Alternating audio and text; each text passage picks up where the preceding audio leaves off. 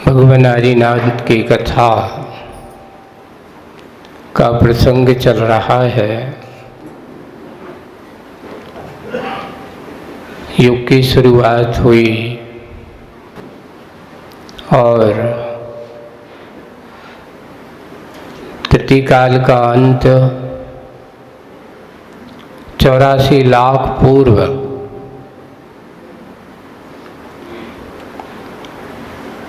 3 माह 8 माह नहीं 3 वर्ष 8 माह 1 पक्ष का काल शेष रहा। उस समय महाराज नाभिराय के आंगन में मरु देवी के गर्भ में एक महान पुण्यशाली क्षयक सम्यक दृष्टि जीव का आगमन होता है। कहाँ से? तो सर्वार सिद्धि विमान से। कौन था वो? तो वज्रनाभि जो चक्रवर्ती रहे, आपने वैराग्य भावना में पढ़ा है कि वे वज्रनाभि चक्रवर्ती जो थे उन्होंने सारा राजपाट छोड़ करके मुनि दीक्षा धारण की और मुनि दीक्षा धारण करके महान तप किया और महान तप करते करते जीवन के अंत में समाधि पूर्वक मरण किया और मरण के प्रभाव से ये हुआ कि वे सर्वार सिद्धि के देव हुए। पूरे 33 सागर तक। कितना समय तक? सर्वार सिद्धि की आयु होती है 33 सागर की। पूरे 33 सागर पर्यंत वहां अहमेंद्र के रूप में, अहमेंद्र की पर्याय में रह करके और वहां से स्वर्ग से च्युत होकर के अहमेंद्र की क्षयक सम्यक दृष्टि है, कोई सामान्य नहीं है, मिथ्यात्व के साथ नहीं है। एक बार क्षयक सम्यक को प्राप्त अगर किसी जीव ने कर लिया तो वह कभी अपने जीवन काल में पुनः मिथ्यात्व को कभी प्राप्त नहीं होता और शीघ्र ही शीघ्र उसे ज़्यादा से ज़्यादा 2-3 भव में मोक्ष की प्राप्ति अवश्य होती है। लेकिन यहाँ जिस क्षयक सम्यक दृष्टि जीव की बात कही जा रही है वो तो उसी भव से मोक्ष जाने वाले हैं। 33 सागर की आयु है, वहाँ से पूरा का पूरा काल व्यतीत करते हुए और अब अयोध्या की उस पावन धरा पर जहाँ पर नाभिराय कल अपने अयोध्या के कितने नाम पड़े थे? अच्छी याद रखना, मैं आपको एक ऑनलाइन पेपर लूँगा, अभी से बता दे रहा हूँ। ये प्रवचन आप लोग सुन रहे हो और देखते हैं कौन कितना अच्छे से ऑनलाइन पेपर देता है। अब आप कहोगे महाराज कैसे होगा? तो अच्छे से कल से डायरी पेन लेकर के आना, नोट करना विशेष रूप से, है ना। तो अयोध्या के कितने नाम थे? कौन कौन से? कौशल्या और विनीता, ये 4 नाम किसके नाम थे? ऐसी अयोध्या नगरी में सर्वार सिद्धि विमान से च्युत होकर के कौन आ रहे हैं? आदिनाथ का जीव। आदिनाथ का जीव नाम वज्रनाभि का जीव। अब वो तो यहाँ आएगा और आकर के अगला जब उसका नामकरण होगा तब बताया जाएगा कि ये जीव का नाम आदिनाथ होगा। और जैसे ही वहाँ से च्युत होकर के माता के गर्भ में आने के पूर्व में क्या हुआ? तो जिस समय वो तिथि कौन सी थी जिस समय उनको गर्भ में आगमन हुआ? आषाढ़ शुक्ला द्वितीया। कौन सी तिथि थी? नक्षत्र है, उसमें लिखा है उत्तराषाढ़ा नक्षत्र के अवसर्पणी काल, तृतीय काल। कौन सा काल? जिसका नाम है सुषमा दुष्मा। ये अवसर्पणी काल का सुषमा दुष्मा काल में, जब इस काल का 84 लाख पूर्व और 3 वर्ष 8 माह 15 दिन शेष रहे, तब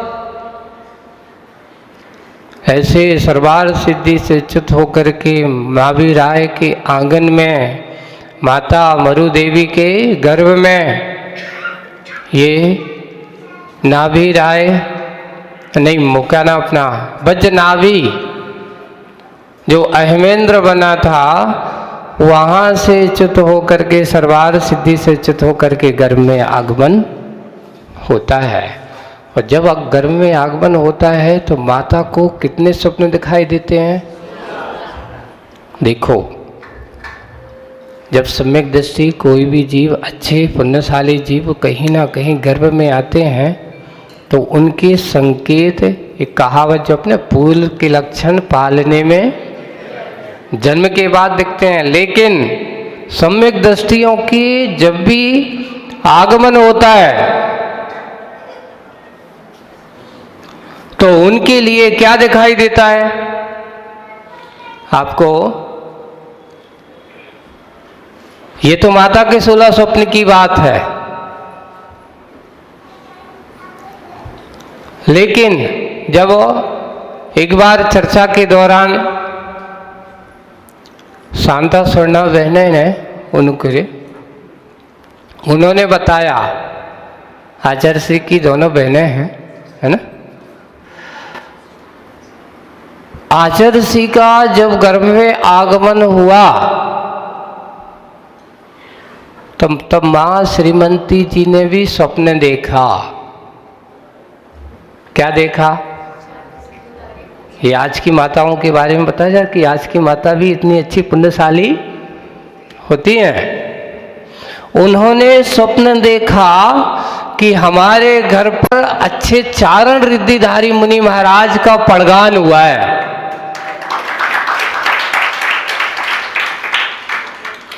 किनका?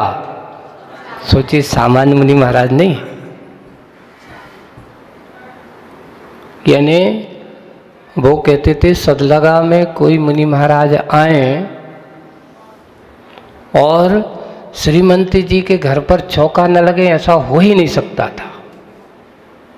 सबसे पहले कोई भी कार्य होता था वहां पर उनके घर पर, देखो मल्लप्पा जी चौके में खड़े हो, क्योंकि अब घर पर चौका लगा तो खड़े तो होना ही पड़ेगा। पुरुष वर्ग की जाई तो विसंगति है। क्या होता है, इसलिए तुम लोगों का नाम धर्मपत्नी क्यों पड़ा? आपसे कोई पूछे आपको धर्मपत्नी क्यों कहते हैं? क्यों? जो धर्म से दूर भागे उनको भी धर्म में लगा दे, इसलिए तुम्हारा नाम धर्मपत्नी है। और जो अपने पति को घर पे छोड़ करके आ जाए, पूजा ना करे, वो पत्नी तो है पर धर्मपत्नी नहीं है। समझ में आए? आप पत्नी बनना अलग बात है और धर्मपत्नी बनना समझ लेना। क्यों? पत्नी और धर्मपत्नी में अंतर क्या है? देखो, पत्नी एक जीवन निर्वाह का काम करने वाली हो सकती है, धर्म पत्नी वही है जो अपने परिवार को, अपने पुत्र को, अपने पति को, अपने साथ रहने वाले सभी लोगों को धर्म की शिक्षा दे, धर्म का मार्ग पर लगाए, उसका नाम धर्म पत्नी है। इसलिए कहा गृह लक्ष्मी। बंधुओं, लक्ष्मी का आगमन पाप के उदय से नहीं होता। किसके उदय से होता है? अगर पुण्य का कार्य अगर होगा तो लक्ष्मी का आगमन होगा। आज आप लोग जितने भी ये सोच लेना कि हमारे पास धन संपत्ति वैभव है, आज मेरे पास अच्छे सुविधा, अच्छे हमारे लिए सुखपूर्वक जीवन जीने के लिए सारे साधन हैं। आज हमारे साथ आराम से अच्छे से बरसात की कितनी भी घटाएं बरसती रहें, पर तुम्हारी नींद में कोई खलल नहीं पड़ती। उनसे पूछो, उन झोपड़ियों पर रहने वालों से, कि जब बारिश होती है तो क्या वे रात में सो पाते हैं? उनको नींद नहीं आती। क्यों? क्योंकि कितना भी हो पानी के सिर तो छुपा लेते हैं, पर कहीं ना कहीं से झोपड़ी से कहीं ना कहीं पानी तो टपकता ही है। लेकिन पुण्य का उधर समझ लेना कि आज तुम्हारे पास अगर है, ये हमारा पुराना किया हुआ पुण्य का फल है कि आप आराम से कितनी भी बारिश हो जाए, हम अपने आराम से नींद लेते हैं। कितना कुछ भी हो जाए, आप आराम से भोजन पानी करते हो। उन मजदूरों की तरह नहीं कि आज अगर मजदूरी नहीं की तो उनका पेट भरने वाला नहीं है। ऐसे भी जीव होते हैं कि रोज कमाते हैं तब खाते हैं। ये पाप कर्म का उदय है, पुण्य कर्म का उदय। अपनी सत्ता को, पुराने पुण्य का परिचय यही होता है। उसका कहाँ से आया, कैसे आया? उसका फल यही है कि अगर हमने पूर्व में अच्छा किया है तो वर्तमान हमारा आज अच्छा है, और हमने पूर्व में अच्छा नहीं किया तो आज हमारा वर्तमान भी अच्छा नहीं है। इसलिए वर्तमान को, आने वाले काल को अच्छा बनाने का उद्देश्य करने वाला जीव ही सम्यक दृष्टि होते हैं। मौका मत ना, जब भी मौका मिलता हो पुण्य के कार्य में हमेशा तत्पर रहो। इसलिए कहा, स्वयं धर्म के मार्ग पर चले और धर्म के मार्ग पर चलाए। इसलिए उसका नाम धर्म।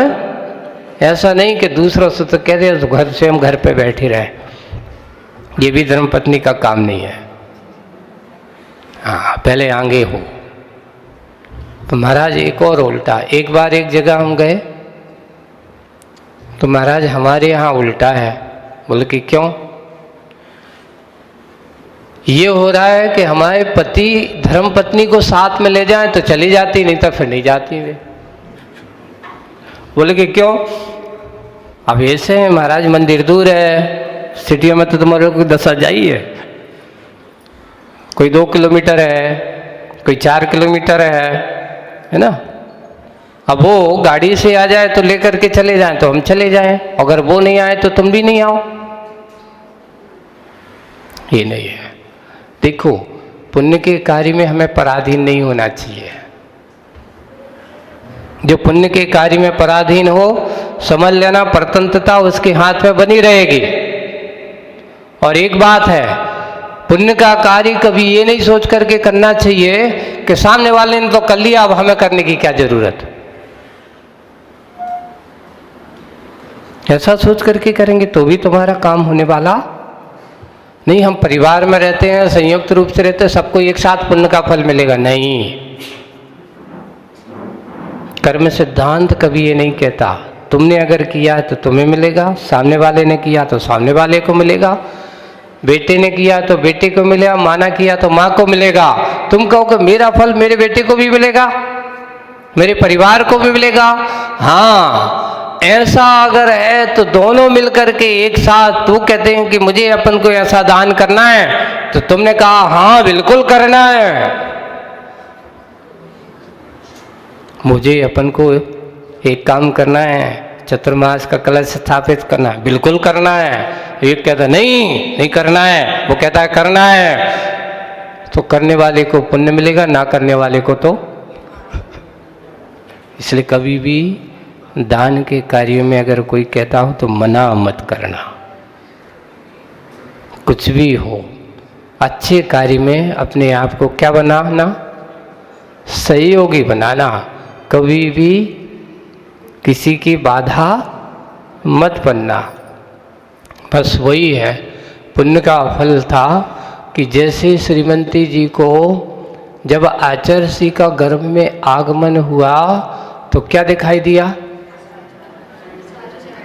चारण रिद्धिधारी मुनि महाराज आए, उन्होंने उनका प्रणाम किया और पड़घान करने के बाद उनको आहार कराया, और आहार कराने के बाद वो घर के बाहर जाते हैं। दोनों महाराज आकाश मार्ग में, वो कहती धन्य है आज मेरे घर पर कौन आए, आज पुण्य का होता, कम से कम सपने ही में आए, ऐसा सोच लो। उस समय माँ इससे गदगद। सुबह जब उनने बताया कि आज ऐसा होगा, पता चलता है 2-3 दिन के बाद के गर्भ में जीव महान। सोचो, आचार्य श्री जैसा पुण्यशाली जीव गर्भ में आने के पूर्व ऐसे शुभ संकेत मिलते हैं। आचार्य शांति सागर जी महाराज के बारे में, माता सत्यवती, आचार्य शांति सागर जी की माता का नाम सत्यवती था। उनको क्या हुआ, जब आचार्य श्री शांति सागर जी गर्भ में आए तो उनके मन में विकल्प क्या हो रहा है, उन्होंने स्वप्न देखा कि मुझे भगवान की पूजन करना है, जिसे अपन दोहलावी कहते हैं। हमें किसी चीज खाना पीना नहीं है, वो कहते हैं मुझे भगवान की पूजन करना है, लेकिन कैसे करना है, तो सहस्त्र दल कमल से पूजन करना है। दक्षिण भारत में कमल पूजन जो होती है, तो वो सहस्त्र दल वाला कमल गुरु भगवान के चरणों में अर्पित करके हमें क्या करना है, पूजन करना है। अब यहाँ पर पिताश्री नगर के पाटिल हैं। पाटिल का अर्थ होता है 8 गांव का एक मुखिया, उसको वहाँ पर दक्षिण भारत में उसको पाटिल बोलते हैं। कितने गांव का मुखिया, 8 गांव का जो मुखिया होता है उसको पाटिल बोलते हैं। तो वो मुखिया 8 गांव का, उनके पास सारे के सारे पावर थे, दंड व्यवस्था भी, यहाँ तक कि उस समय पंचायती राज में उनको दंड व्यवस्था देने का भी प्रावधान था। तो उन्होंने अपने आदमियों को लगाया, खबर की आसपास के सभी पोखर, झरोके, तालाब ढूंढो, खोज करो। क्यों? क्योंकि माँ के मन में विकल्प है तो वो विकल्प पूरा करना होगा। आसपास उन्होंने आदमी, पता चला कि यहाँ से 100 किलोमीटर दूर ही एक तालाब है, सो कोल्हापुर में, वहाँ पर वो कमल दल मिलेगा।